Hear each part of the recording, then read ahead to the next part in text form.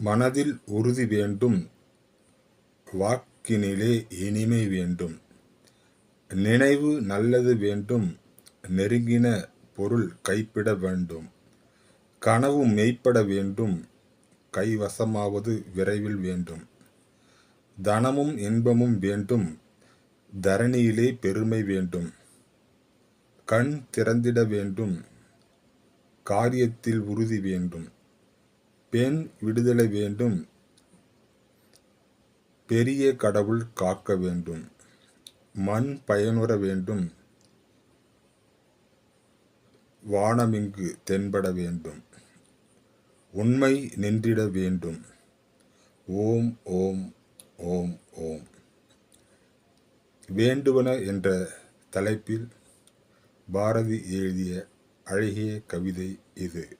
நன்றி, வணக்கம்.